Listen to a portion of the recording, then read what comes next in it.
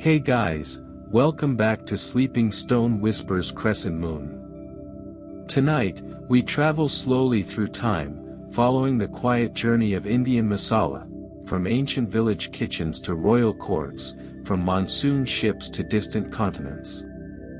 This is not a loud history of wars and kings, but a soft story of pepper, turmeric, cardamom, and the tiny spices that gently changed the world. We'll discover how black pepper was once worth its weight in gold, how traders crossed dangerous seas for flavor, and how a simple spice box shaped global cooking forever. So settle in, relax, and let the slow winds of history carry you across oceans and centuries. If you enjoy calm, sleepy storytelling like this, please take a moment to like the video and subscribe to Sleeping Stone Whispers. It truly helps this channel grow. And before we begin, tell me in the comments, where are you tuning in from tonight? Globe showing Europe, Africa. I love reading where our quiet little community is listening from. Now, let's begin our slow journey into the world of masala. Long before the polished wooden spice box sat in the center of Indian kitchens, before the neat little round tins of turmeric, cumin, coriander, and chili were arranged like a painter's palette, flavor was simple. It was quiet. It was smoke and salt. In the earliest human settlements of the Indian subcontinent, cooking did not begin with masala. It began with fire. Archaeological discoveries from the ancient settlements of the Indus Valley Civilization reveal clay hearths, charred grains, and traces of cooked lentils. People gathered around open flames, roasting barley and wheat, boiling rice in clay pots, and cooking simple stews of pulses. The air would have been thick with the scent of wood smoke, earthy, sharp, and comforting. Salt was precious. It was not casually sprinkled as we do today. It came from mineral deposits and salt lakes, traded carefully across regions.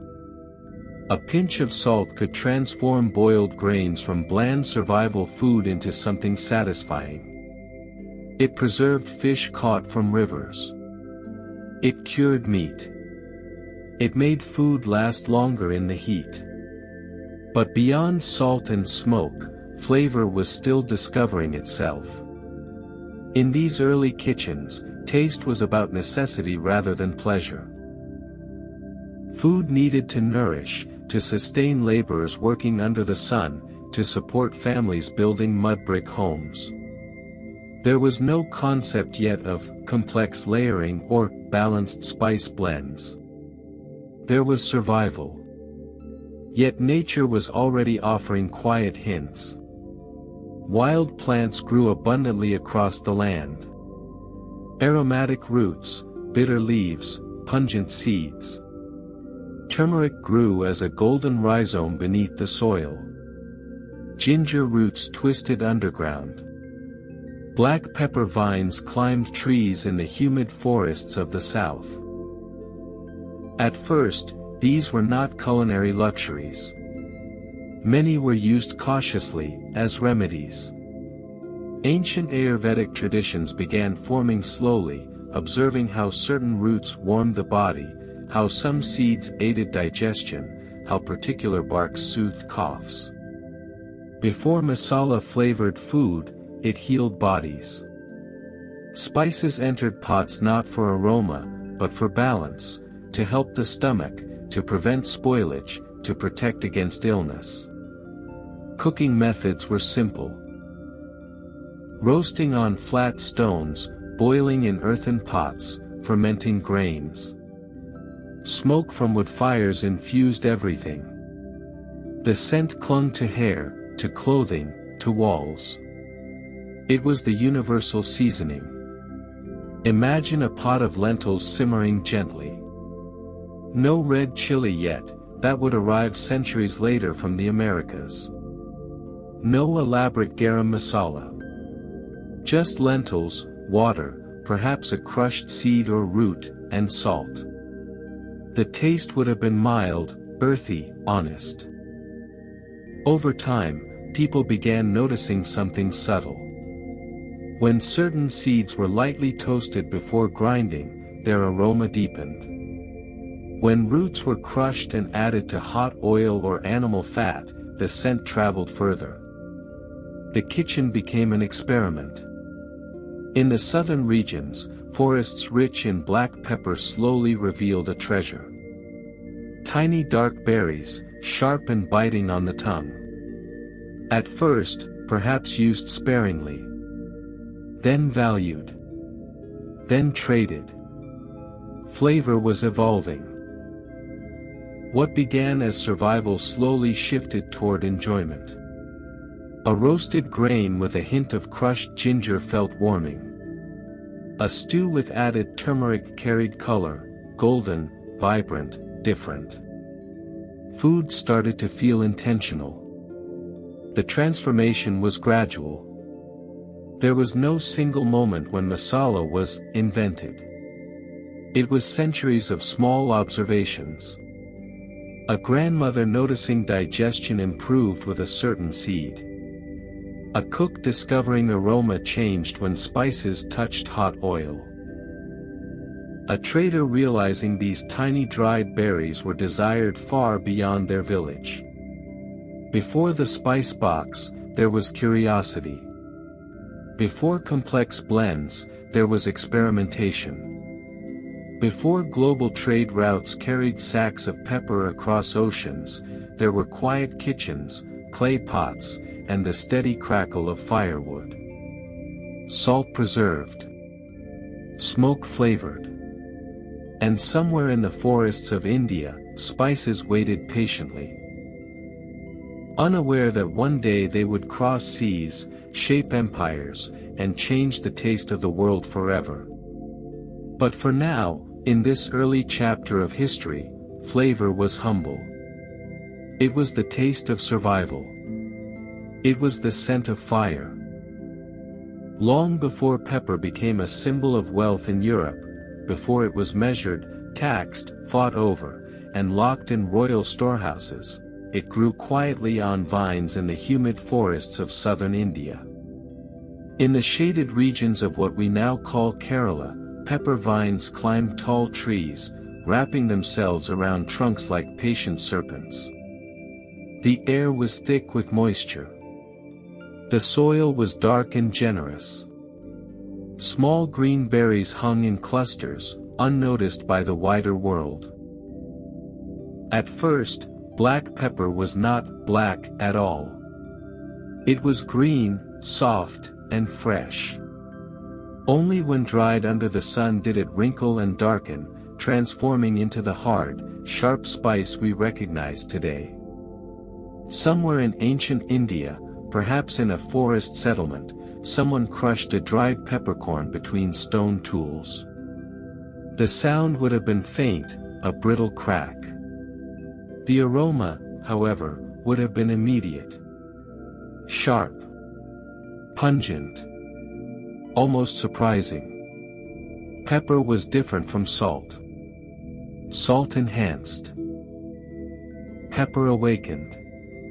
When added to simple lentils or vegetable stews, it did not merely preserve or season, it brought warmth to the tongue and heat to the throat. It lingered. It made the body feel alive. Ancient Indian texts from early centuries mention pepper not only as food, but as medicine. In the evolving science of Ayurveda, pepper was valued for stimulating digestion, improving circulation, and balancing bodily energies. It was ground carefully, often mixed with other herbs, and administered in small quantities. It was powerful. Unlike turmeric, which colored food golden, or ginger, which warmed gently, pepper had intensity. Too much could overwhelm a dish. Too little would go unnoticed. It demanded balance, perhaps teaching early cooks the art of restraint. As villages grew into towns, and towns into trading ports, pepper slowly gained recognition beyond its forest home. Traders traveling through southern India noticed that this small dried berry had something unusual: it could survive long journeys. Unlike fresh herbs, it did not spoil quickly. Unlike delicate roots, it did not rot in damp air. Pepper dried well. It traveled well. It lasted. In coastal markets along the Arabian Sea, sacks of pepper began appearing beside grains and textiles. Local merchants exchanged it for gold coins, beads, and foreign goods. The spice that once grew unnoticed in shaded forests was becoming valuable. Very valuable. Its heat was subtle compared to modern chilies, which had not yet arrived in India. But to those who tasted it for the first time, it was extraordinary. In lands where food was mild and preserved mainly with salt, pepper felt exotic. Luxurious. Almost magical. Back in the kitchens of ancient India, however, its use remained grounded and practical. A pinch crushed into soups during monsoon season. A blend mixed with long pepper and ginger to create early spice pastes.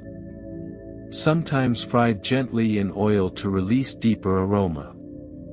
The act of crushing pepper became ritualistic. Stone mortar. Steady hand. Circular motion. With each crush, fragrance filled the room. That fragrance marked the beginning of something larger than anyone could have imagined. Because pepper was not just a spice. It was portable wealth. It was concentrated flavor. It was trade waiting to happen. Over centuries, caravans would carry it north. Ships would sail with it westward. Empires would compete for control of the lands where it grew. But in this early moment, in ancient India, it was still simple. A vine climbing a tree. A berry drying in the sun. A cook leaning over a clay pot, crushing pepper between stones, watching steam rise, unaware that this small, wrinkled seed would one day shape the destiny of nations. The first crush of pepper was not loud. It was quiet. But history had already begun to turn. Long before spice caravans crossed deserts and ships sailed toward distant continents, there were quiet kitchens made of mud brick and clay. In the cities of the ancient Indus Valley civilization, places like Mohenjo-daro and Harappa, people cooked in small, carefully built hearths. Their homes were simple but organized. Streets were planned. Water systems were advanced. And in shaded courtyards, meals were prepared slowly over open fires. Among grains of barley and early rice, among lentils and sesame seeds, there was another quiet presence: turmeric. Turmeric did not shout like pepper. It did not bite the tongue. Instead, it carried earthiness. A soft bitterness. And most of all, color. When the golden root was crushed against stone, it released a bright yellow powder that stained everything it touched. Fingers turned golden. Clay pots held faint marks. Even fabric carried the memory of it. In those early kitchens, turmeric was not just flavor. It was protection. Mixed into stews, it helped preserve food. Applied to skin, it soothed wounds. Combined with milk or water, it was believed to strengthen the body. Long before scientific explanations, people observed its quiet effects. The cooking itself was patient. Clay pots simmered over low flames fueled by wood and dried dung. Smoke drifted upward, escaping through open courtyards. Women and men ground grains on flat stones, the rhythmic sound echoing softly through the home. Imagine a pot of lentils bubbling gently. A handful of crushed turmeric added. The water slowly shifting from pale to golden. The transformation was subtle but visible, like sunlight dissolving into soup. Turmeric changed not just taste, but appearance. Food began to look vibrant. Alive. In a world where most ingredients were brown, beige, or pale, this golden hue must have felt almost magical. Perhaps it symbolized warmth. Perhaps it represented health. Or maybe it simply made meals more inviting after long days of labor. Archaeological findings suggest that spices and roots were already part of food culture thousands of years ago. Grinding stones found in excavation sites show wear from repeated crushing. Residue studies hint at the presence of plant-based flavorings. These were not elaborate spice blends yet. There was no organized spice box. No measured teaspoons. But there was awareness. Turmeric likely entered dishes not in isolation, but alongside early forms of ginger, garlic, and wild herbs. Slowly, cooks were discovering that flavor could be layered, that earthiness could combine with warmth, that bitterness could soften into comfort when balanced correctly. And turmeric left its mark in more ways than one. Golden stains on pottery. Golden fingers after grinding. Golden traces in soil layers that archaeologists would one day uncover. Unlike salt, which dissolved and disappeared, turmeric left memory. Even today, in modern Indian kitchens, turmeric still stains countertops and utensils. It refuses to be invisible. It insists on presence. In the ancient kitchens of the Indus Valley, this root was already shaping identity, not loudly, not dramatically, but steadily. While pepper would later sail across oceans, turmeric remained deeply rooted in daily life. It was less about trade and more about tradition. Less about wealth and more about well-being. In the soft glow of early morning, as clay pots warmed over fire, turmeric slipped quietly into meals, turning survival food into something nourishing, something intentional. A simple root. A golden stain. A silent beginning to what would one day become the layered complexity of masala. And in those early kitchens, under drifting smoke and sunlit courtyards, the color of Indian cooking had already begun to take shape. Before masala became aroma rising from hot oil, before it sizzled in pans and defined regional cuisines, it lived quietly in the world of healing. In ancient India, long before elaborate recipes were written down, food and medicine were not separate ideas. They belonged to the same philosophy, that what entered the body shaped the body. The foundations of Charaka Samhita and other early Ayurvedic teachings described spices not as flavorings, but as tools for balance. Turmeric was prescribed to cleanse and protect. Ginger was used to warm the stomach. Black pepper was recommended to stimulate digestion. Cumin soothed. Coriander cooled. Each spice had a temperament, almost like a personality. In those early centuries, cooks were not chasing taste, they were chasing harmony. A meal was prepared not just to satisfy hunger, but to calm the body after heat, to warm it during rain, to strengthen it in times of weakness. The blending of spices began as careful calculation. A pinch more could overheat the system. Too little could weaken the remedy. Imagine a healer grinding dried roots and seeds on a flat stone slab. The sound steady, deliberate. The powders gathered into small piles. These mixtures were stirred into broths or warm milk, given to those recovering from illness. Sometimes the taste was bitter. Sometimes sharp. But taste was secondary. Effect mattered more than pleasure. Over time, however, something subtle happened. People began noticing that these medicinal blends did more than heal, they improved flavor. A soup with ginger and cumin tasted deeper than plain boiled lentils. Rice cooked with turmeric felt comforting and rich. Pepper added brightness to otherwise simple dishes. The line between medicine and cooking slowly blurred. Spices were no longer used only when someone was sick.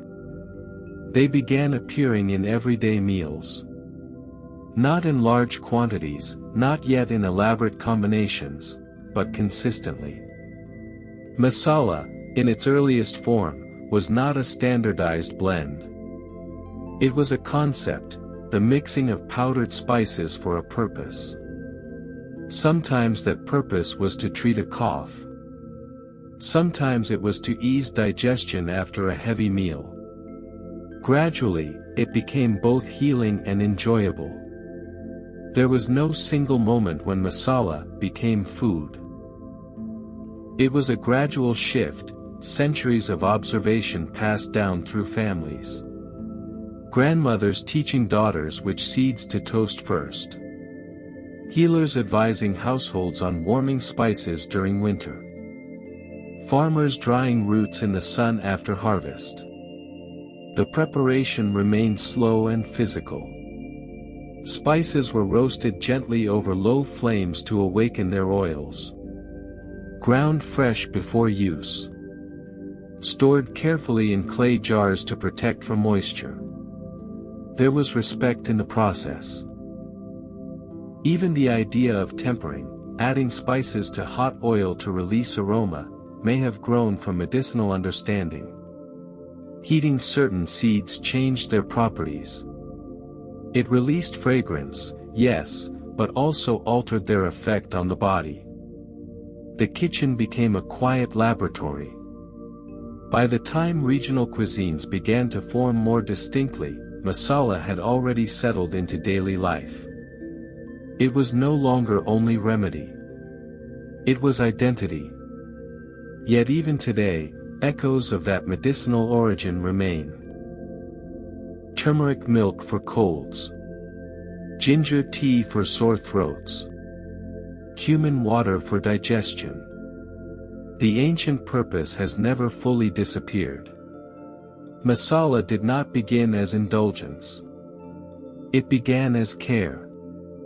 It was a grandmother's instinct. A healer's wisdom. A household's quiet understanding that food could protect as much as it could satisfy. Long before traders would carry sacks of pepper across oceans, long before spice markets would roar with bargaining voices. Masala sat quietly in clay bowls, measured carefully, stirred into simple meals. Not for luxury, but for life itself.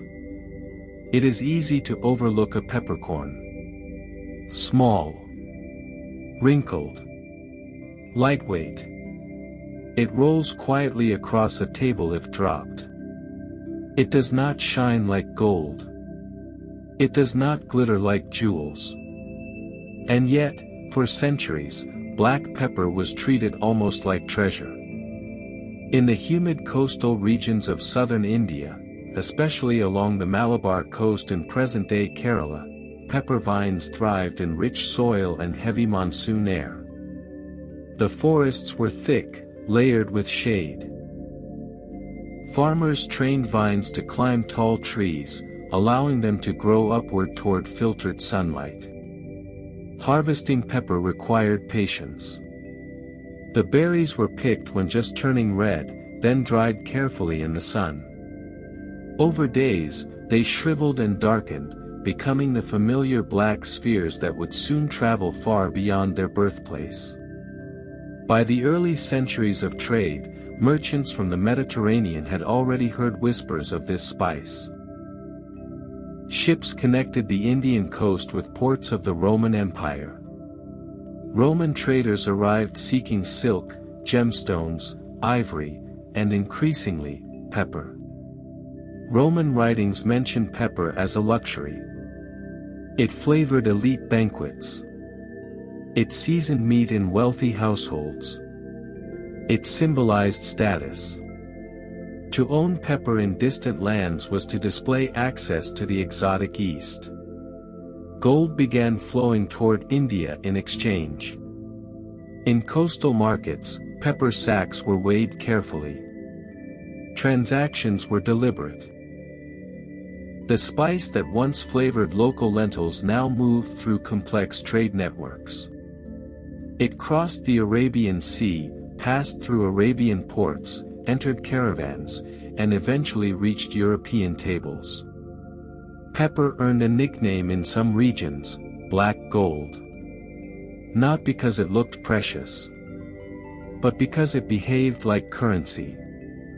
In certain periods of European history, pepper could be used to settle debts. Rents were paid in peppercorns. Its value was steady, reliable, compact. Back in India, however, life continued quietly. Farmers tended vines.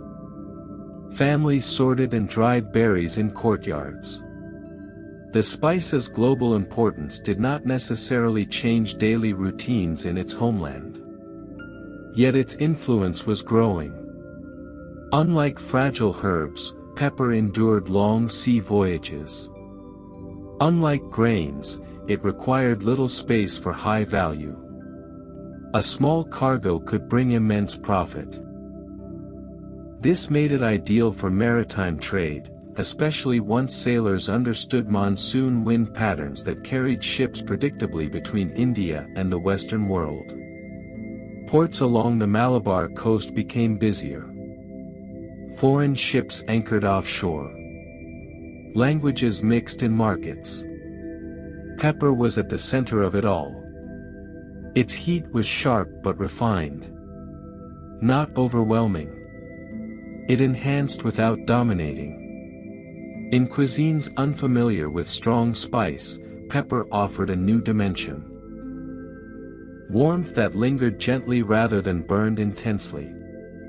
Long before chili peppers from the Americas transformed global heat preferences, black pepper was the standard for spice. Its dominance lasted for centuries. Empires would later compete fiercely for control over pepper-producing regions. Naval routes would be mapped carefully around its trade. European exploration itself was partly motivated by the desire to bypass middlemen and access Indian spices directly. All for something so small. In Indian kitchens, pepper still played its quiet role, crushed fresh over simple broths, mixed into herbal remedies, added sparingly to rice and vegetable dishes. But beyond the kitchen walls, it had become something else. A symbol of connection. A trigger for exploration. A reason for ships to cross dangerous waters. A tiny, wrinkled berry that linked forests of Kerala to dining halls thousands of miles away. Black pepper did not roar like an empire. It did not command armies. Yet in its own subtle way, it moved history.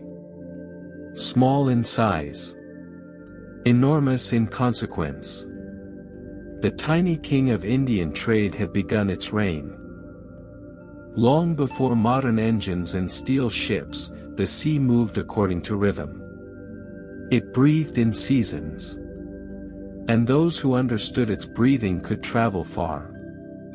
Across the Arabian Sea and the wider Indian Ocean, ancient sailors learned to read the monsoon winds, steady, predictable currents of air that shifted direction with the seasons. During one part of the year, winds carried ships westward from India toward Arabia and Africa. Months later, they reversed, guiding vessels safely home. These winds were invisible highways. Along these routes traveled textiles, precious stones, grains, and spices.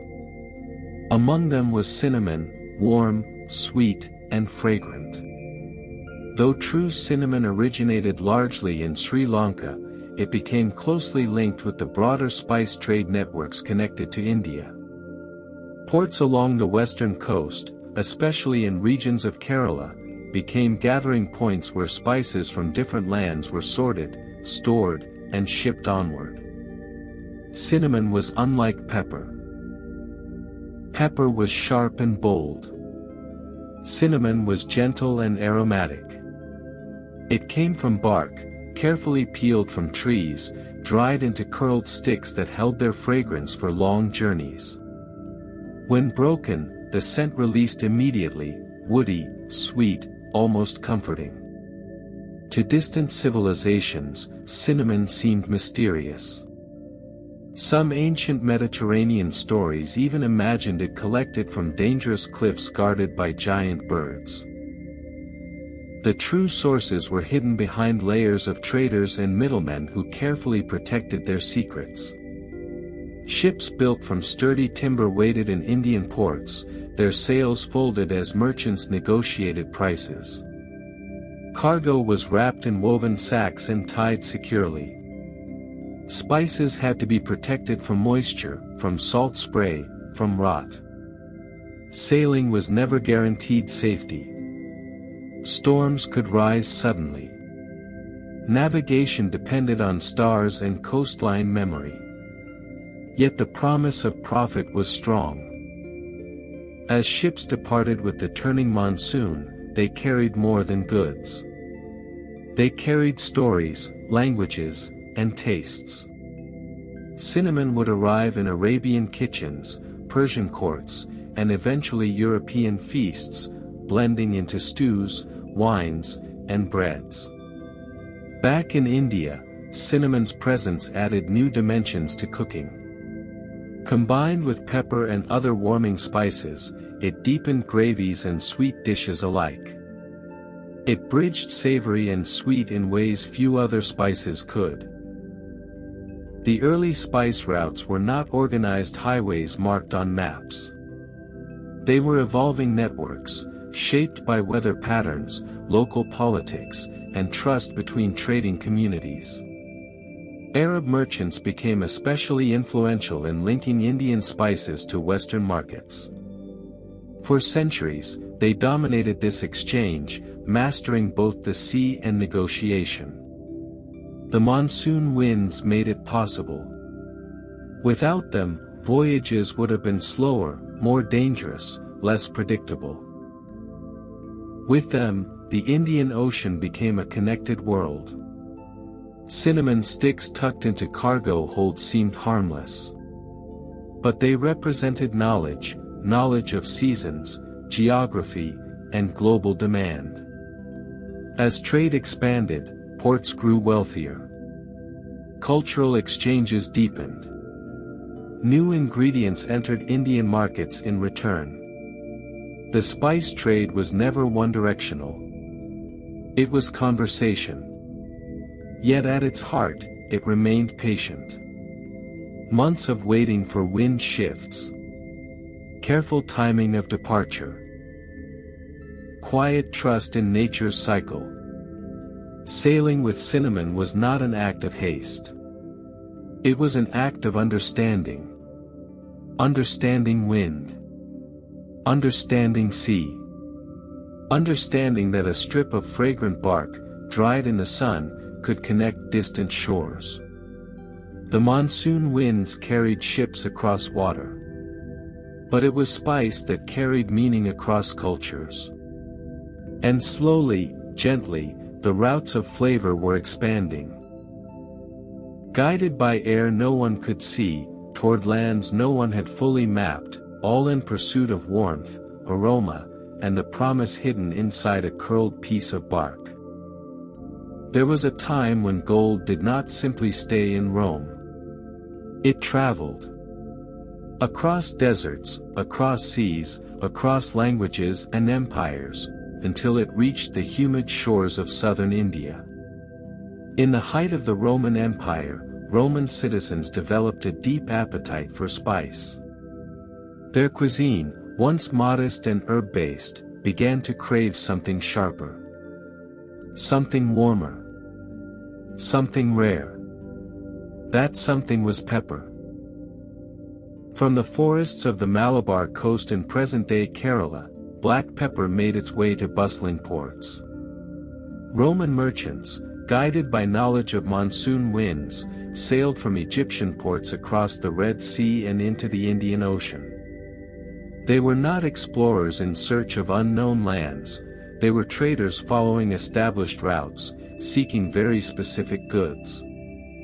Pepper was at the top of the list.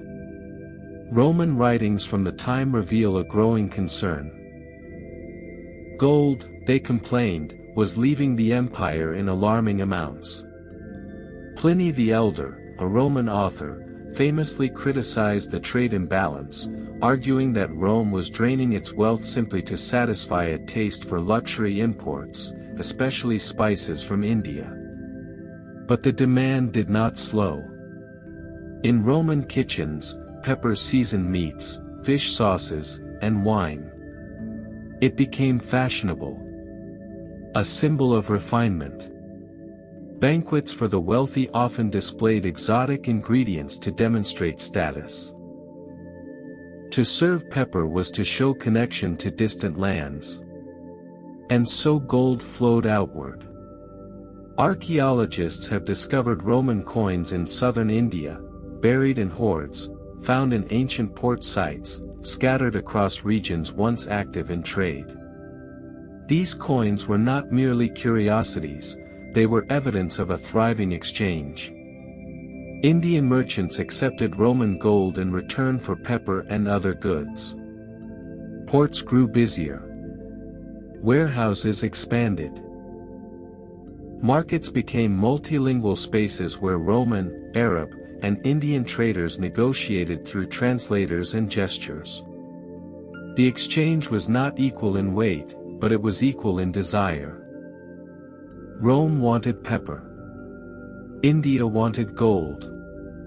Ships loaded with sacks of dried pepper departed Indian shores each season. Months later, they returned carrying precious metals, wine amphorae, coral, and glassware. Cultural influence traveled alongside cargo. Ideas moved quietly between civilizations. Yet in the pepper-growing regions themselves, life likely remained steady. Farmers harvested berries. Families dried them in the sun. The global consequences of their labor may have seemed distant.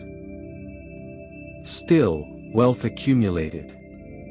South Indian kingdoms benefited from this steady trade. Coastal rulers understood the value of protecting ports and encouraging commerce. Stability meant profit. And profit meant influence. The tiny peppercorn had achieved something remarkable. It had shifted economic balance. It had drawn one of the world's most powerful empires into a long-distance dependency on Indian produce. The irony was quiet but profound. A wrinkled black berry, grown in shaded forests, could influence the treasury of Rome. Gold flowed east. Pepper flowed west. And across the sea, monsoon winds continued their predictable rhythm, indifferent to politics, unaware of wealth transfers, simply carrying ships back and forth. The trade would not last unchanged forever. Empires rise and fall. Routes shift. Demands evolve. But for a period in history, Roman gold shimmered in South Indian markets, all because of pepper.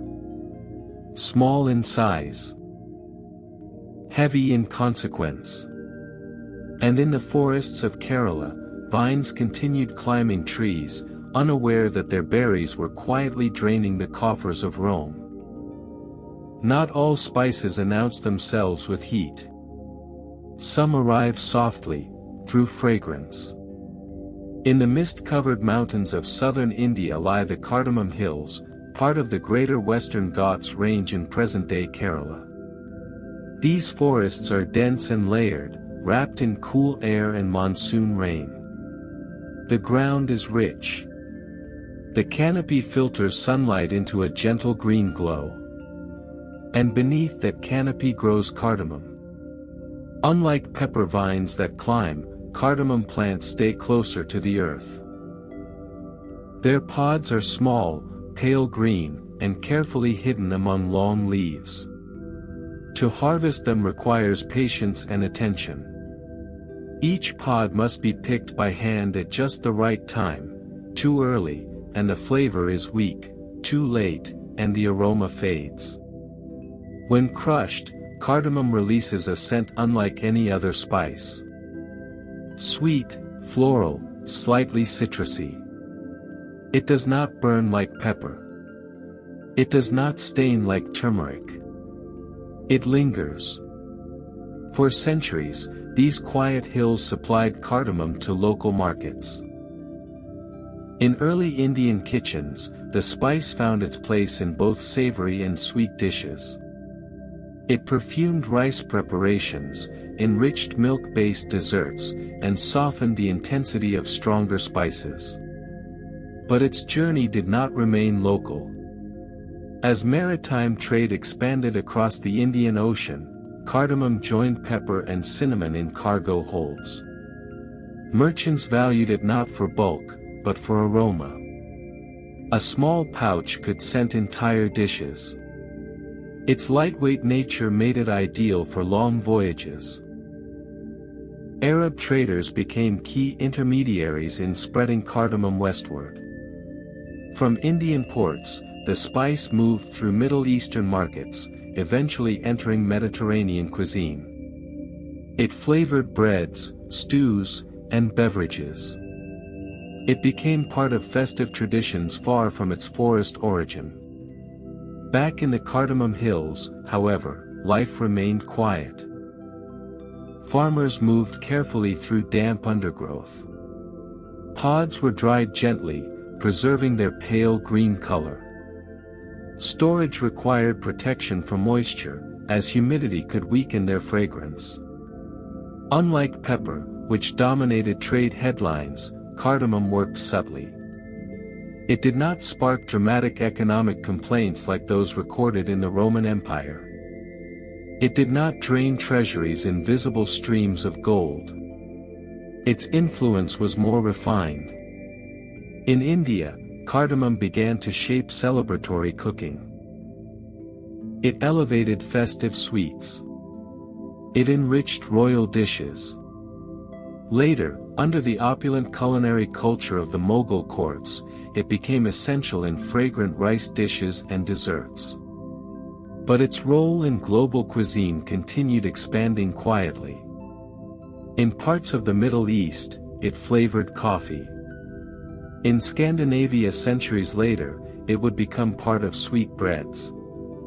In countless homes across continents, its aroma would become associated with warmth and comfort.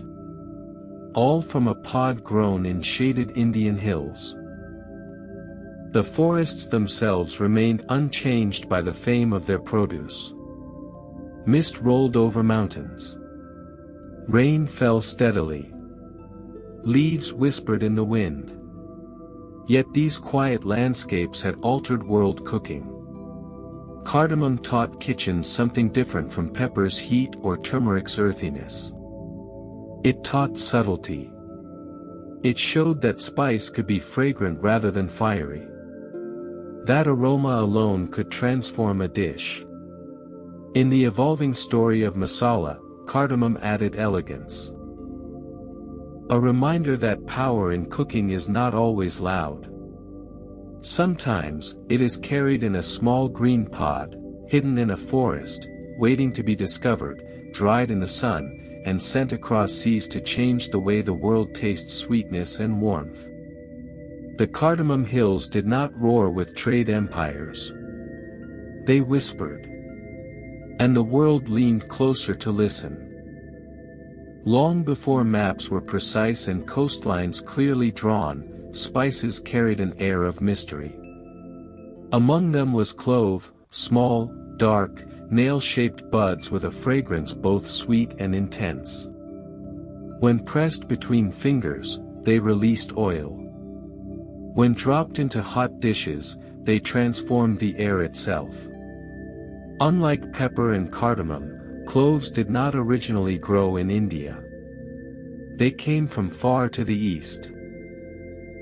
From islands in what is now Indonesia, particularly the Maluku Islands, once known as the Spice Islands. Yet cloves became deeply woven into Indian cooking. How? Through sea. Ancient maritime routes across the Indian Ocean connected Southeast Asia, India, Arabia, and East Africa. Sailors, guided by monsoon winds, made long and patient journeys. Their ships carried textiles from India, ceramics from China, aromatic woods from Southeast Asia, and cloves. For early traders, cloves were rare and precious. Their origin was carefully guarded by island rulers who understood their value. Myths spread easily in distant lands. Some believed cloves grew only in hidden valleys. Others imagined they were harvested from sacred trees protected by spirits. The mystery increased demand. When cloves reached Indian ports, they were received as something exotic, different from local spices. Their flavor was powerful, sweet, sharp, slightly numbing on the tongue. In small quantities, they added depth to rice dishes and meat preparations. In medicinal mixtures, they were valued for relieving toothaches and soothing throats. In Ayurvedic practice, cloves were warming and stimulating. They joined pepper and ginger in remedies designed to combat cold and damp conditions. As trade networks strengthened, Indian merchants became both buyers and redistributors. Cloves entered local markets, then traveled onward through India's own trade connections westward toward Arabia and eventually Europe. Each voyage required timing. Ships departed with the monsoon winds, trusting in seasonal patterns that had been observed for generations. Navigation relied on stars and experience. The ocean was unpredictable, but the reward justified the risk. Long sea voyages were slow. Weeks, sometimes months at sea. Cargo had to survive humidity and salt air. Cloves, like pepper, proved resilient when dried properly. Their compact size made them ideal for high-value trade. Back in kitchens across India, cloves found their place in evolving masala blends. They were rarely used alone. Instead, they joined cinnamon, cardamom, and pepper in layered combinations that created warmth and complexity. They added fragrance to festive rice dishes. They enriched gravies. They deepened sweet preparations. Their journey from distant Indonesian islands to Indian hearths and beyond illustrates something larger about the spice trade. It was never one-directional. India was not only an exporter. It was also a receiver, absorbing influences, ingredients, and ideas from across the sea.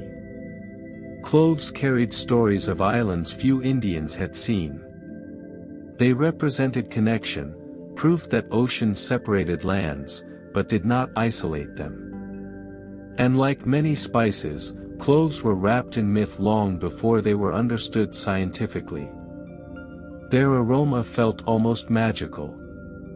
Their numbing effect seemed mysterious. In a time when much of the world was unknown, spices like clove were tangible pieces of distant geography. A bud from an unseen island.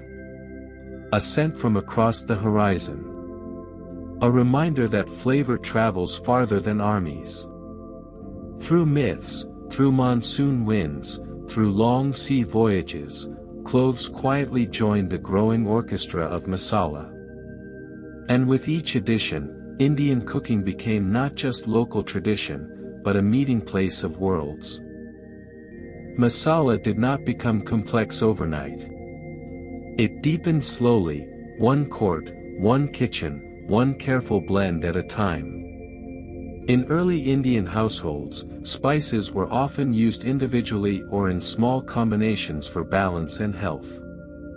But as kingdoms expanded and royal courts became centers of culture and refinement, cooking began to change.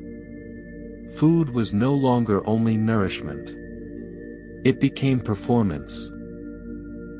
In the grand halls of northern India, especially during the height of the Mughal Empire, royal kitchens transformed into laboratories of flavor. Emperors valued artistry, in architecture, poetry, textiles, and increasingly, cuisine. Court chefs, known for their precision and discipline, began experimenting with layered spice combinations.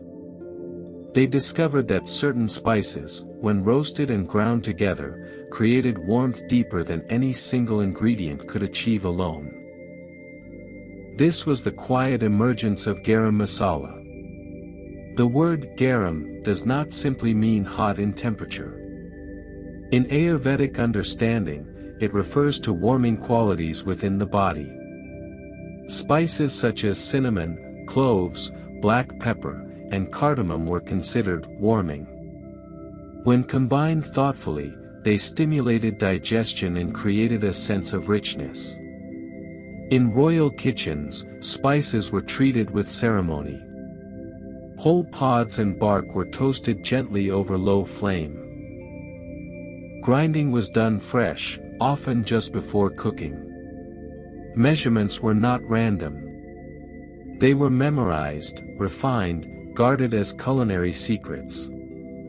Unlike the everyday masala of village homes, courtly blends were more intricate. Persian culinary influences, brought through Central Asian connections, blended with Indian traditions.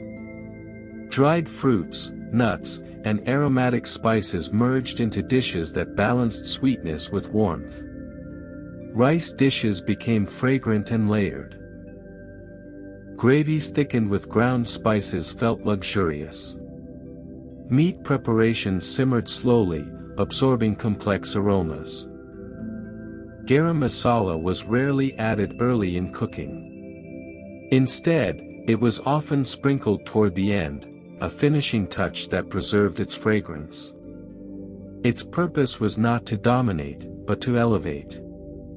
The rise of garam masala reflected something larger, the shift from survival cooking to aesthetic cuisine. Royal courts had resources. They had access to spices from across regions. Cardamom from the hills of Kerala, cloves arriving through maritime trade, cinnamon from Sri Lanka, pepper from southern forests. Where common households used modest amounts, courts could afford abundance. Yet even here, restraint mattered.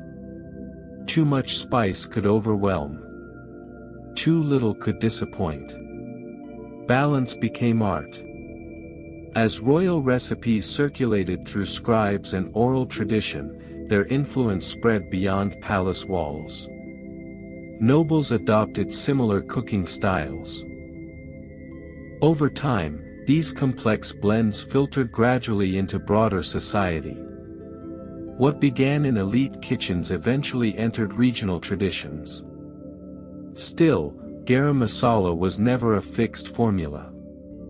Each court, each region, each household adjusted proportions. Some emphasized cardamom's sweetness. Others leaned toward pepper's heat. Variations reflected geography and preference. Its rise was slow, almost unnoticeable across centuries. There was no single declaration that garam masala had arrived. Instead, it settled into cuisine like a quiet signature, a final aromatic whisper added before serving. In the echoing kitchens of royal courts, under high ceilings and beside copper pots large enough to feed hundreds, chefs ground spices carefully, aware that flavor now symbolized power and sophistication. Masala had traveled from medicine to market. Now, in royal hands, it became art.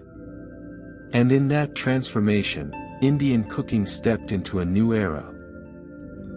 One where spice was not just sustenance, not just trade, but identity shaped with deliberate elegance.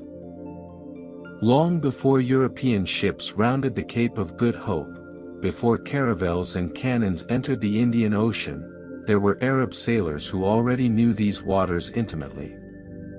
For centuries, merchants from the Arabian Peninsula stood at the center of the spice trade. They did not always grow the spices. They did not always consume them in large quantities. But they carried them, carefully, skillfully, and strategically, from India to the Western world. Ports along the western coast of India, especially in present-day Kerala, became meeting points of cultures. Arab dhows, with their distinctive triangular sails, arrived seasonally, guided by monsoon winds that blew predictably across the Arabian Sea. These traders understood the rhythm of the ocean. They timed their departures precisely.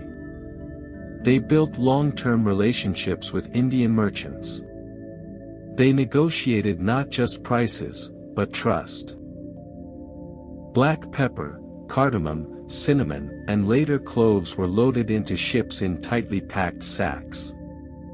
Spices had to be kept dry, protected from salt water and humidity. The journey westward was not short. It required patience and navigation by stars. Once the ships reached ports in the Arabian Peninsula, such as those along the coasts of modern-day Oman and Yemen, the spices entered new networks. From there, caravans transported them overland through desert routes. Camels carried sacks across vast stretches of sand toward markets in the Levant and beyond. Arab traders became masters of redistribution. They connected India to the wider Mediterranean world. Through them, spices entered the markets of the Byzantine world and later the expanding Islamic caliphates. Cities like Baghdad became intellectual and commercial hubs where goods from India, Africa, and Europe converged. In these cities, spices were not merely culinary ingredients. They were symbols of global connection. They flavored stews, perfumed rice dishes, and enriched sweet desserts. They also entered medicine, perfumery, and religious rituals. Arab merchants guarded the origins of spices carefully. For centuries, Europeans knew spices came from the East, but the exact routes and sources were often obscured. This secrecy maintained high prices. By controlling information as well as transport, Arab traders preserved their influence. The relationship between India and the Arab world was not purely commercial. Cultural exchanges accompanied trade. Language absorbed foreign words. Culinary techniques blended gradually. Indian spices became familiar in Middle Eastern kitchens, just as foreign ingredients entered Indian markets. This was not conquest. It was connection. The spice trade under Arab guidance was steady and sustained. Unlike later European ventures marked by aggressive naval competition, early Arab trade relied heavily on established relationships and mutual economic benefit. For generations, they were the bridge. Without them, Indian pepper might not have reached European banquets as quickly. Without their desert caravans, cardamom and cinnamon might have remained regional luxuries. They carried more than goods. They carried knowledge of winds. Knowledge of routes. Knowledge of markets. And slowly, quietly, Indian masala moved westward, not in a single dramatic expedition, but in countless seasonal voyages. Sacks lifted. Sails raised. Camels loaded. Markets opened. The aroma of spice drifted across continents, carried by traders who understood that flavor, like wind, could not be confined to one land. And through their hands, the world's taste began to change. Not all spice traveled by sea. Some crossed mountains. Some endured deserts. Some moved slowly, step by step, tied to the backs of camels. Beyond the monsoon winds and ocean routes, there existed another vast network of exchange, the Silk Road. It was not a single road, but a web of caravan paths stretching from India and China through Central Asia toward the Mediterranean. Along these routes moved silk, horses, precious stones, and spices. From northern India, traders loaded pepper, cardamom, and aromatic resins into tightly bound bundles. The journey was long and demanding. Caravans traveled in groups for safety, guided by experienced leaders who knew where wells were located and which passes were safest during certain seasons. Unlike ships that moved in weeks, caravans often required months. They crossed rugged terrain, the high passes of Central Asia, cold winds sweeping across rocky plateaus. At night, traders gathered around small fires, guarding their goods carefully. Spices were light compared to metal or grain, but their value was immense. Pepper was particularly prized. Compact and resilient, it could survive the jolting movement of camels. In markets across Persia and Central Asia, it was weighed carefully and sold in small quantities. Its heat was unfamiliar to many regions, which made it desirable. The Silk Road was not merely a commercial route, it was a cultural artery. Religions traveled it. Languages blended along it. Artistic styles merged because of it. Spices participated in that exchange. Indian masala ingredients entered Persian cooking, where rice dishes absorbed new aromas. In return, Persian culinary techniques influenced northern Indian kitchens. The exchange was gradual and mutual. Cities like Samarkand and Bokhara became thriving centers where traders paused, rested, and negotiated. Warehouses stored spices temporarily before they continued westward. Caravanserais, roadside inns built for merchants, offered shelter for travelers and animals. Within their walls, deals were struck quietly. Spices changed hands several times before reaching final destinations. Each transfer added cost. Each middleman increased rarity. By the time pepper reached Mediterranean markets through overland routes, its price had multiplied many times over. Yet despite hardship, the caravans continued. The reason was simple: demand. In colder climates, spices provided warmth and preservation. In royal courts, they symbolized access to distant lands. In medicine, they were considered powerful remedies. Back in India, farmers and merchants may not have imagined the long path their produce would take. A peppercorn harvested in southern forests might pass through dozens of hands before being sprinkled into a distant stew. The Silk Road moved slowly. There were no rushing waves or billowing sails. Only steady footsteps, shifting sand, and patient animals. But its impact was profound. Through these caravans of flavor, Indian spices entered regions unreachable by sea alone. They helped knit together civilizations separated by geography. They contributed quietly to shared culinary traditions that still echo today. Masala was no longer confined to the subcontinent. It was traveling across mountains and deserts, carried by traders who trusted maps drawn from memory and stars observed at night.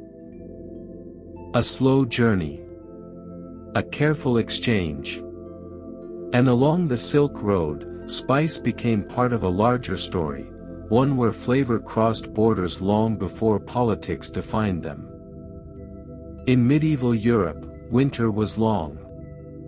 Food was often preserved with salt. Meat was dried or cured. Vegetables were limited by season. Meals, especially for the wealthy, could be heavy and repetitive. And somewhere beyond the horizon, there was pepper. From the forests of southern India, especially along the Malabar coast in present-day Kerala, black pepper continued its steady journey westward through Arab intermediaries and overland routes. By the time it reached European markets, it had traveled thousands of miles. And its price reflected that distance. In medieval Europe, pepper was more than seasoning. It was status. To serve pepper at a banquet signaled wealth and connection to global trade. Nobles displayed small containers of pepper as symbols of prestige. It was stored carefully, sometimes locked away like precious metal. In certain regions, pepper even functioned as currency. Rents could be paid in peppercorns. Debts were settled with measured handfuls. Its compact size and high value made it practical for exchange. Why such obsession? Part of the answer lies in flavor. European cooking at the time relied heavily on salt and local herbs. Pepper introduced a different sensation, warmth that lingered on the tongue. It added depth to stews and sauces. It balanced richness in meat-heavy dishes. But flavor alone does not explain longing. Distance does. Pepper came from lands most Europeans had never seen.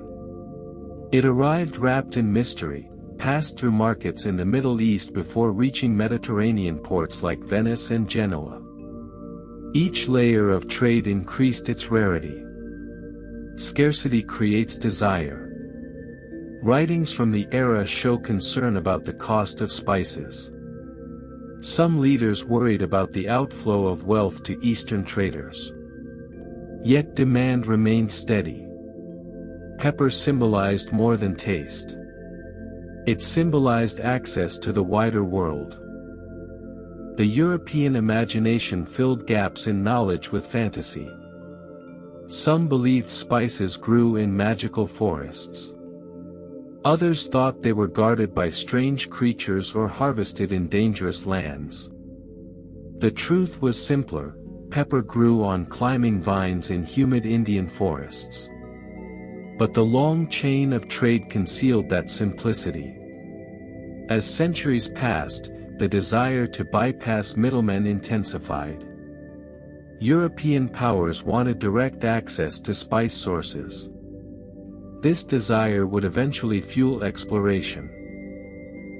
When sailors like Vasco da Gama later set out to find sea routes to India, it was not curiosity alone that guided them. It was economics. Pepper was worth the risk. In medieval Europe, a pinch of Indian pepper could transform a meal. But more importantly, it represented connection, proof that the world extended far beyond local fields and forests. While European nobility dreamed of spice-laden banquets, farmers in Kerala harvested pepper as they had for generations. The contrast was striking. Everyday labor in one region fueled luxury in another.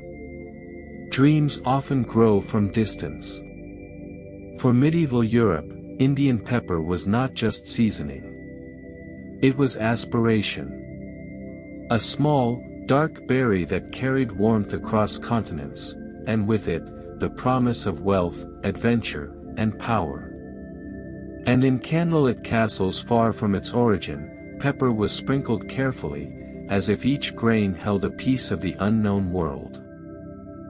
For centuries, Europe had tasted Indian spices, but from a distance.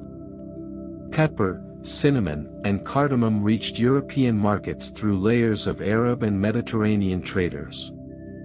By the time these spices arrived, their prices had multiplied many times over. European kingdoms began asking a bold question. What if we could go directly to the source? In the late 15th century, the small maritime kingdom of Portugal invested heavily in ocean exploration. Portuguese sailors had already mapped much of the Western African coastline. Their goal was clear: to find a sea route to India and bypass the established trade networks that controlled spice distribution. In 1498, after a long and dangerous voyage around the Cape of Good Hope, the Portuguese explorer Vasco da Gama arrived on the western coast of India, near Calicut, modern-day Kozhikode, in Kerala. It was a turning point. For the first time, a European sea expedition had reached India directly by navigating around Africa. The Portuguese had not come for territory, not at first. They had come for spice. Pepper was their primary obsession. Cinnamon, cloves, and other aromatics followed closely behind. The demand in Europe remained high, and direct access promised immense profit. But trade was not simple. Arab merchants already had long-established relationships in Indian ports. Local rulers understood the value of their spice markets and negotiated carefully. The Portuguese were newcomers in a system that functioned smoothly without them. Tension followed. Unlike earlier traders who relied mainly on negotiation and mutual benefit, the Portuguese increasingly used naval power to secure their interests.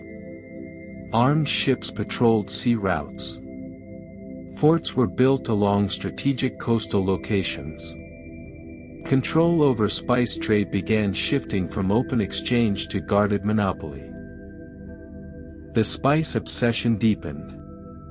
Pepper was no longer just luxury, it was strategy.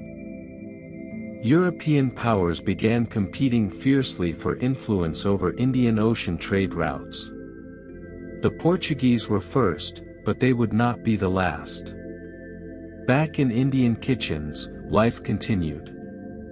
Pepper was still crushed into lentils. Cardamom still perfumed sweets. Cinnamon still warmed rice dishes. But beyond the kitchen walls, spice had entered the realm of empire. Ships loaded with sacks of pepper sailed toward Lisbon. From there, spices flowed into European markets at lower prices than before. Direct access reduced dependence on middlemen and increased profits for the Portuguese crown. The arrival of Vasco da Gama did not immediately transform Indian society, but it changed the global balance of trade. It marked the beginning of sustained European naval presence in the Indian Ocean. And all of it revolved around flavor. A tiny peppercorn grown in humid forests had drawn ships across uncharted waters. It had inspired royal sponsorship, months-long voyages, and fierce competition. The spice obsession had moved from dream to action. And as Portuguese ships anchored along the Malabar coast, the story of Indian Masala entered a new chapter, one where trade, ambition, and power would intertwine more tightly than ever before. The winds were the same. The forests were the same. But the players on the ocean had changed. And the world would never taste spice in quite the same way again. A pinch of masala may flavor a meal, but centuries ago, it could also ignite conflict. Once Portuguese ships arrived on the Indian coasts, the spice trade was no longer a quiet exchange of goods. Pepper, cinnamon, cardamom, and cloves had become commodities worth empires, and control over them meant enormous wealth. The Malabar coast of Kerala, once a collection of peaceful ports, transformed into a strategic battleground. Local rulers negotiated fiercely, balancing alliances with European traders while protecting their sovereignty. Forts were built along coastlines. Cannons were mounted. Merchant ships were armed. Every shipment of spices carried both profit and risk. The Portuguese, eager to dominate trade routes, clashed with Arab merchants who had controlled the flow for centuries. Later, the Dutch and the British entered the scene, each seeking to monopolize the spice trade. Naval battles erupted in the Indian Ocean, from the coasts of India to distant ports in Southeast Asia. What had begun as aroma in a pot had become artillery on the sea. Empires rose and fell depending on who could control spice-producing regions. The Portuguese crown collected profits that funded further exploration. The Dutch East India Company established fortified trading posts, integrating spice into global commerce. Eventually, the British would expand their influence, connecting Indian spices with colonial markets worldwide. All these wars and rivalries, however, had an ironic contrast with Indian kitchens. Within villages and palace walls, masala continued its quiet life, crushed by stone, roasted in pans, stirred into curries. While ships fought over cargo, cooks layered flavors carefully, unaware of the naval conflicts their spices inspired. Masala was power in small form. A peppercorn, a stick of cinnamon, a cardamom pod, each held the potential to influence trade routes, dictate alliances, and even fund armies. It was the most flavorful reason for empire. By the 17th century, spice-driven naval wars had reshaped global trade networks, establishing European dominance in the Indian Ocean. And yet, at the heart of it, masala remained the same, a combination of ingredients chosen for balance, warmth, and taste.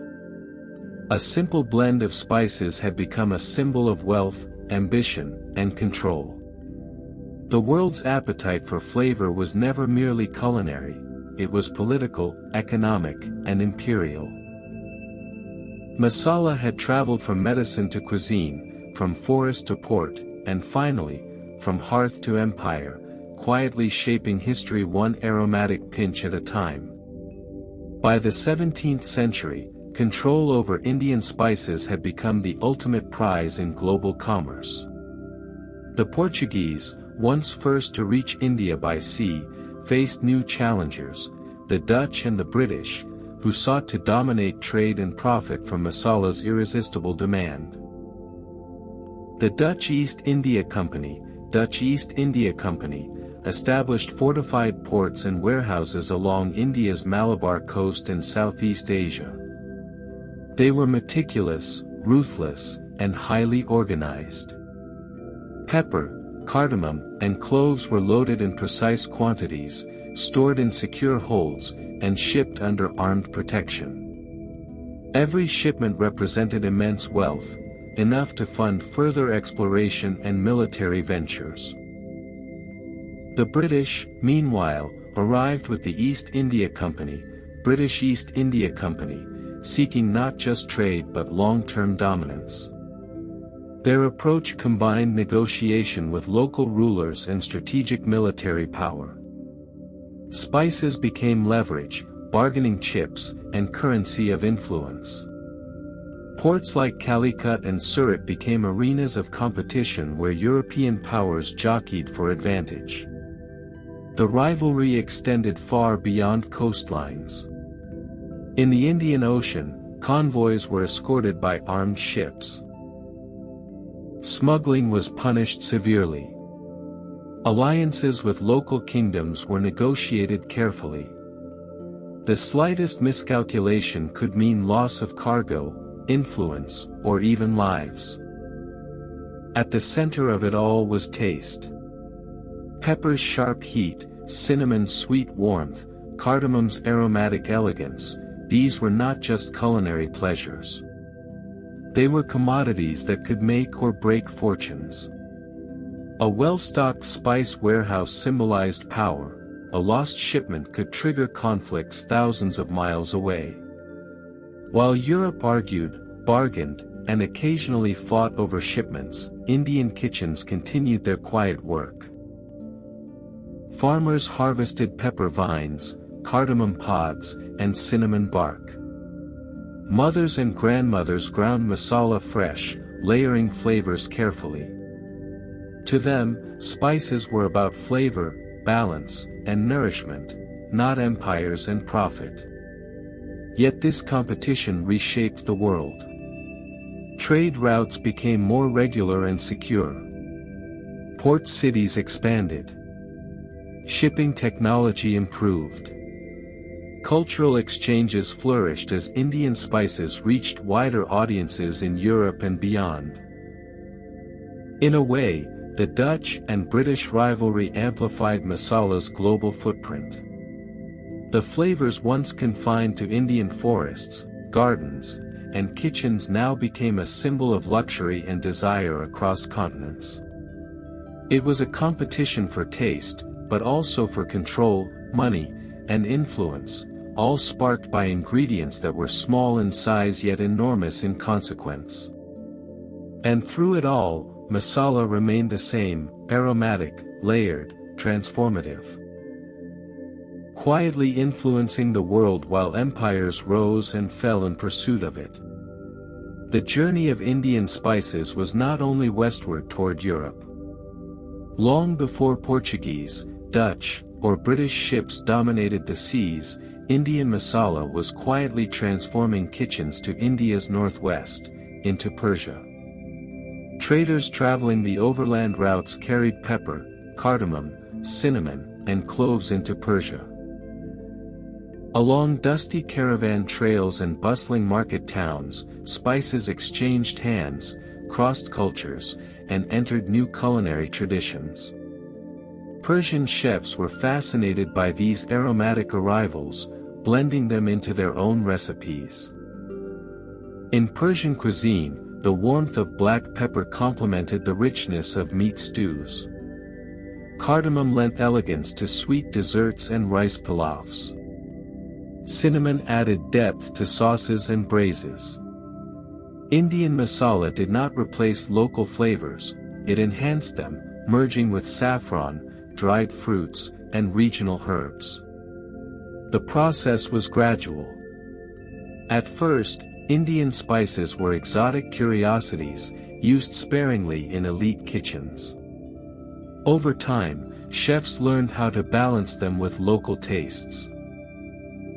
Recipes were adapted, creating layers of flavor that were both familiar and foreign. This exchange was not one-way. Knowledge traveled with the spices. Techniques for roasting, grinding, and combining ingredients crossed borders. Indian cooking methods influenced Persian kitchens, while Persian culinary artistry, subtle balancing of sweet, sour, and savory, fed back into northern Indian cuisine. Masala, in this context, became more than just seasoning. It was cultural diplomacy. A pinch of Indian pepper in a Persian stew told a story of connection, trade, and shared appreciation for flavor. Spices symbolized sophistication, wealth, and understanding of distant lands. In the Persian courts of the Safavids, masala blends were refined into signature dishes. Recipes were memorized, guarded, and passed down through generations. Aromatic powders became tools to impress dignitaries and elevate daily meals alike. Even in humble households, traces of Indian spice enhanced everyday dishes. Lentils, rice, and vegetable stews carried subtle warmth and fragrance, linking kitchens across regions. Indian masala had traveled far beyond its forests and fields, reaching new lands where it blended seamlessly into established cuisines.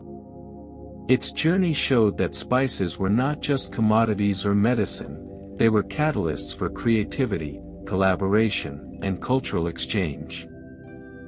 From Indian kitchens to Persian stews, masala quietly reshaped taste, creating connections across deserts, mountains, and empires, one aromatic pinch at a time. By the 16th century, Indian kitchens had already mastered individual spices, blending them carefully for health, preservation, and flavor.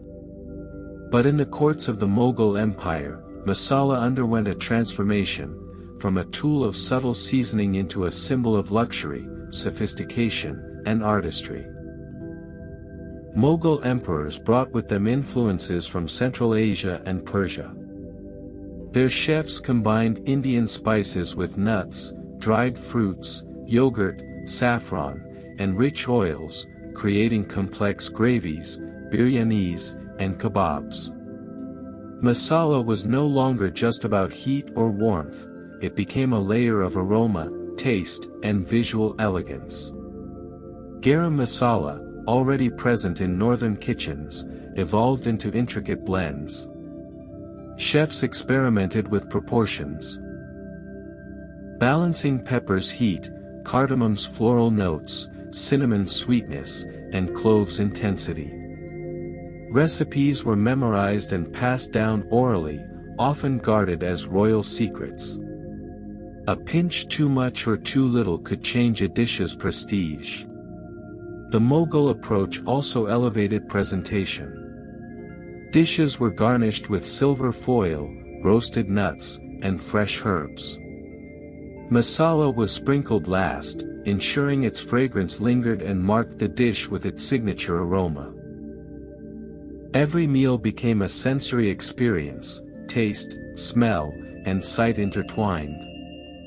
The empire's vast trade networks ensured access to the finest spices. Pepper from Kerala, cardamom from the Western Ghats, cinnamon from Sri Lanka, saffron from Persia, these were brought together in royal kitchens to produce unmatched complexity. Local markets also flourished as the demand for quality spices increased. This period redefined masala culturally. It was no longer purely medicinal, practical, or trade commodity. It was identity. The Mughal refinement of masala influenced regional cuisines across India, from Awadhi biryani in Lucknow to rich curries in Rajasthan, showing that spice could carry status, tradition, and artistry in a single blend. Even today, the legacy of Mughal masala endures. Dishes like Rogan Josh, Shahi Paneer, and Mughlai biryani carry echoes of this era. A time when masala became more than flavor. It became a statement of elegance, power, and the joy of culinary experimentation. In short, Mughal kitchens taught the world that masala was not just seasoning. It was storytelling, history, and culture, ground finely together in fragrant harmony. Masala had traveled far, from Indian forests to Persian stews, from Mughal kitchens to European curiosity. By the 18th and 19th centuries, a new chapter began, the birth of curry powder.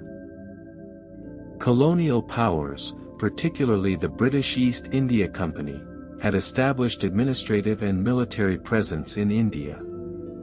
British officers and traders were introduced to local cuisine, fragrant gravies, complex masala blends, and rich curries simmered slowly over low flames. The flavors were mesmerizing, but the preparation was time-consuming and unfamiliar to many Europeans. To simplify, Indian spice blends were adapted into a single, ready-to-use mixture, curry powder. Unlike traditional masala, which was often roasted fresh and added at precise stages, curry powder combined ground turmeric, cumin, coriander, fenugreek, and sometimes cinnamon or cloves into a consistent powder. It offered a shortcut, a hint of India in a convenient jar. Curry powder was never a traditional Indian invention. It was a colonial adaptation, an attempt to capture the essence of Indian flavor for European kitchens. Soldiers, merchants, and settlers could sprinkle it into soups, stews, or meat dishes, evoking the aroma of distant lands without mastering the labor-intensive process of authentic masala. Despite this simplification, the cultural impact was profound.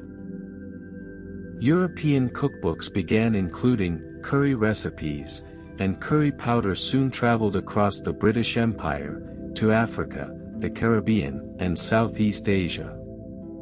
Indian spices became globalized, reaching kitchens that had never seen a Malabar port or a Mughal court. Meanwhile, in India, traditional masala continued its quiet evolution. Families still toasted and ground spices daily.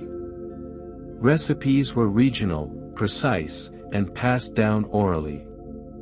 Curry powder could never fully replace this depth.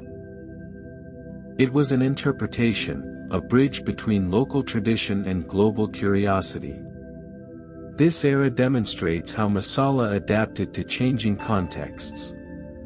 It could inspire colonial cuisine while retaining its complexity in local kitchens. Its essence, warmth, aroma, balance, persisted even in simplified forms. From royal tables to European pantries, masala's journey had expanded yet again. Curry powder may have been convenient, but it was a gentle evolution. A reminder that flavors travel, adapt, and endure, even when reshaped by the hands of distant cultures. By the 17th and 18th centuries, Indian spices had not only transformed European cooking but were also reshaping culinary traditions across Africa and Southeast Asia. Pepper, cardamom, cinnamon, cloves, and turmeric were traveling far beyond their native forests, carried by merchants, sailors, and colonial powers. On the eastern coast of Africa, in regions that are now Kenya and Tanzania, Indian spices entered Swahili kitchens through maritime trade. Indian merchants, Arab traders, and local coastal communities exchanged goods, stories, and techniques. Pepper and cardamom flavored rice dishes, coconut curries, and grilled meats. Spices blended seamlessly with local ingredients such as coconut milk, tamarind, and tropical vegetables. Southeast Asia experienced a similar fusion. In present-day Indonesia, Malaysia, and Thailand, Indian spices traveled alongside cloves, nutmeg, and mace from the Spice Islands. Local chefs incorporated turmeric, cumin, and cinnamon into curries, stews, and noodle dishes. Indian culinary influence merged with indigenous flavors, giving rise to rich, aromatic dishes that still echo masala's essence today. These exchanges were not one-way. Indian masala itself absorbed regional adaptations. Coconut milk, galangal, lemongrass, and palm sugar enriched traditional blends, creating unique, hybrid flavors. Techniques such as slow roasting, grinding, and tempering were shared and adapted to local contexts. Trade and migration facilitated this culinary diffusion. Indian sailors, laborers, and traders settled in port cities across Africa and Southeast Asia, establishing communities that preserved traditional recipes while innovating with local produce. Markets sold both Indian spices and locally grown aromatics, ensuring a constant flow of flavors between regions. Through these interactions, masala became more than an Indian specialty. It became a bridge, connecting diverse kitchens, tastes, and cultures across the Indian Ocean. Its warmth, fragrance, and complexity traveled silently, reshaping meals far from its origin while retaining its identity. By the 18th century, Indian spices had become essential in many regional cuisines beyond the subcontinent. Their journey illustrates the power of flavor to transcend borders, survive long voyages, and blend harmoniously with local traditions, creating a global network of taste that continues to this day. For centuries, masala lived in kitchens, ground fresh in heavy stone mortars and pounded by wooden pestles. Each meal carried the mark of care, timing, and human touch. The aroma unfolding slowly as spices were roasted, crushed, and blended according to tradition. As trade expanded and European colonial powers established dominance in India, spices traveled farther and faster than ever before. Ships carried pepper, cardamom, cinnamon, cloves, and turmeric across oceans to ports in Europe, Africa, and Southeast Asia.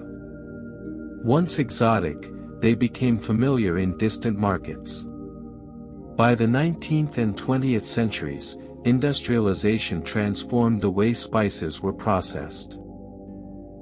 Machines ground masala on a massive scale, producing consistent blends for packaging and shipment.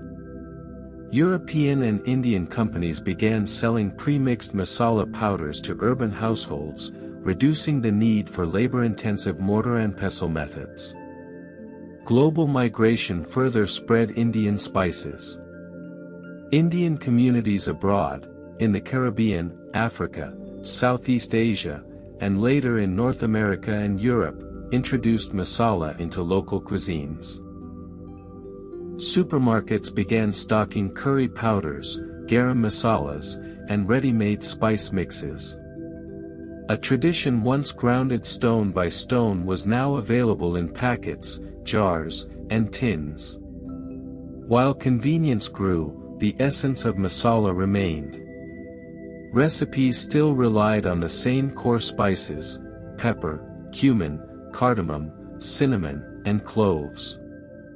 Roasting, grinding, and blending had been mechanized, but the fundamental balance of heat, aroma, and warmth endured. Masala's journey from humble Indian kitchens to global supermarket aisles illustrates its dual life.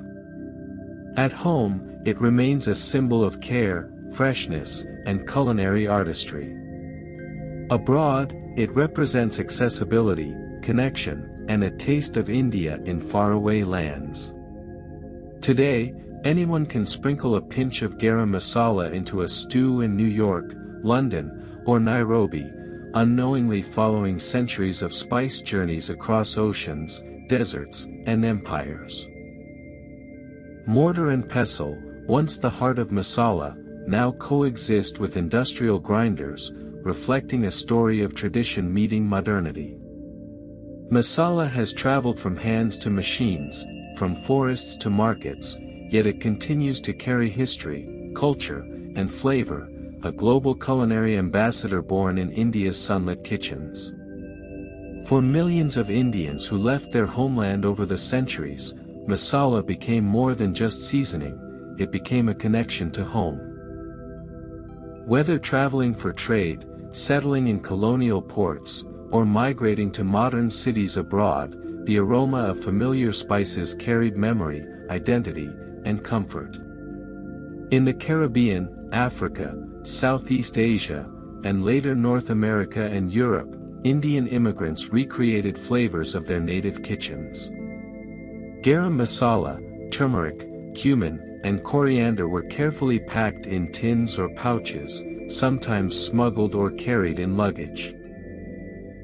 A pinch in a pot of curry could instantly transport someone hundreds or thousands of miles back to Kerala, Punjab, or Gujarat. Masala's role extended beyond taste. It became emotional sustenance. Preparing a familiar dish offered solace in a foreign land. Children grew up tasting flavors their parents remembered from home, maintaining cultural continuity across generations. Kitchens became spaces where identity was preserved. Blending traditional recipes with locally available ingredients, yet keeping the heart of Indian spice intact. Restaurants and specialty stores catering to the diaspora further reinforced this bond. Chai flavored with cardamom, rice dishes rich with cinnamon and cloves, and curries simmered with freshly ground pepper reminded communities of heritage. Masala became not just food, but a symbol of belonging. Even in fusion cuisines, its influence persisted. Chefs adapted traditional masalas into new creations. Indian spiced breads, curries with local vegetables, or snacks blending Indian and local flavors, proving that masala was versatile and resilient. Through centuries of migration, masala evolved into comfort food. It carried stories of homeland, family, and culture. Each pinch, each aroma, became a reminder that even far from India, the warmth of tradition could be preserved, shared, and savored. In kitchens around the world, from small apartments in London to bustling markets in Singapore, masala quietly bridges continents, generations, and memories, proving that flavor is not just physical, but deeply emotional. It reminds the Indian diaspora that no matter the distance, home can always be found in a bowl of fragrant curry. Masala is not just about flavor. Behind its aroma and heat lies centuries of knowledge, both traditional and scientific. About how spices like turmeric and ginger affect the body. Turmeric, with its bright golden hue, has been valued in Indian kitchens and Ayurvedic medicine for millennia. Its active compound, curcumin, is known to have anti-inflammatory and antioxidant properties. It was used not only to flavor food but also to support digestion, soothe ailments, and even preserve ingredients. A pinch in lentils or rice did more than color the dish, it contributed to wellness. Ginger, pungent and sharp, complements turmeric both in taste and function. Fresh or dried, it warms the body, stimulates digestion, and can help relieve nausea and cold symptoms. In combination with other spices, ginger balances heat and fragrance, enhancing both flavor and the body's response to meals. When these spices are combined in masala, alongside cumin, coriander, cardamom, and pepper, their effects are synergistic. Heat from pepper improves absorption of curcumin, while aromatic compounds in cardamom and cinnamon promote digestion. Centuries of culinary experimentation had, unknowingly, optimized both taste and health. Modern science now validates what Indian cooks intuitively knew: spices are functional. They are medicine, preservative, and flavor enhancer rolled into one. Traditional masala, roasted, ground, and carefully combined, is a remarkable example of this holistic approach.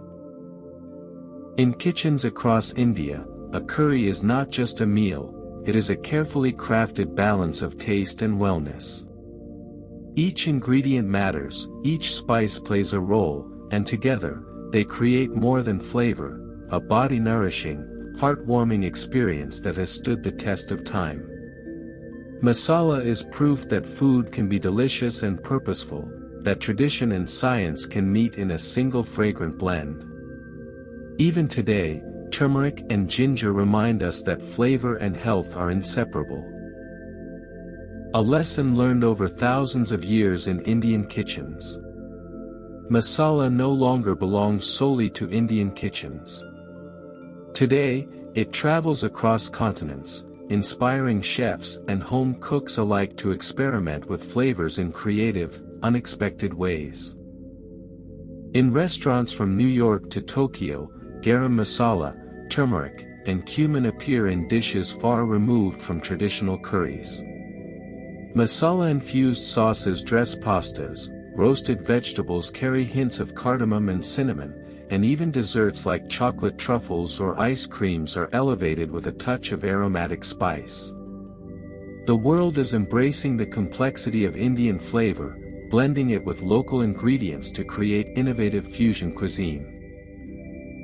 Fast casual restaurants and food startups now offer masala-spiced snacks, from popcorn and nuts to fried chicken and sandwiches, proving that spice can transcend culture and become universally appealing. Street food vendors in cosmopolitan cities experiment with masala in tacos, pizzas, and burgers, giving diners a taste of India in familiar formats.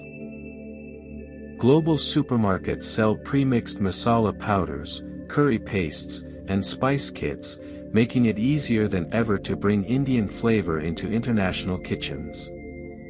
Even plant-based and health-conscious cuisines use turmeric, ginger, and pepper to add both flavor and nutritional benefits. Despite modernization, masala's essence remains unchanged. It is a careful balance of heat, aroma, and depth. Traditional principles, roasting, grinding, layering flavors, inspire modern interpretations.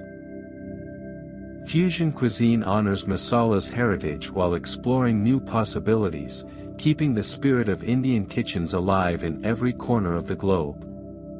Masala today symbolizes creativity, adaptability, and cultural exchange. From a humble forest pod to sophisticated international dishes, it continues to shape taste, connect cultures, and remind the world of India's enduring culinary legacy. A simple pinch of masala now carries centuries of history, and infinite possibilities for the future. At the end of this long journey, the story of masala comes home, quite literally. In kitchens across India, a small spice box, or masala daba, holds within it centuries of history, culture, and flavor. Inside the round tin or wooden box lie the essentials: turmeric, cumin, coriander, mustard seeds, chili powder, garam masala, and sometimes a few regional favorites. Each spice is carefully measured, replenished, and treasured. They may seem ordinary, but together, they carry knowledge passed down through generations: which dishes need warmth, which require fragrance, and how to balance taste with care. The spice box is quiet, unassuming, yet powerful. A pinch of cumin can transform lentils. A touch of turmeric brightens rice. A few cardamom pods elevate desserts. With a simple combination, a meal becomes comforting, celebratory, or healing. Beyond flavor, the masala daba represents continuity. Grandmothers teach grandchildren how to roast spices. Mothers show their children how to crush them gently. Each meal prepared preserves memory and tradition. Even as Indian families move across continents, the spice box travels with them, a portable piece of home, identity, and heritage. It reminds us that masala is more than trade, more than medicine, more than exotic allure. It is intimacy, patience, and love. The slow, careful attention that turns ordinary ingredients into something extraordinary. In a world where flavors have circled the globe, sailed oceans, survived empires, and inspired fusion cuisine, the humble masala daba quietly holds the essence of India in every home. It is history in a pinch, culture in a spoon, and the enduring power of flavor, ready to nourish body, soul, and memory, one meal at a time.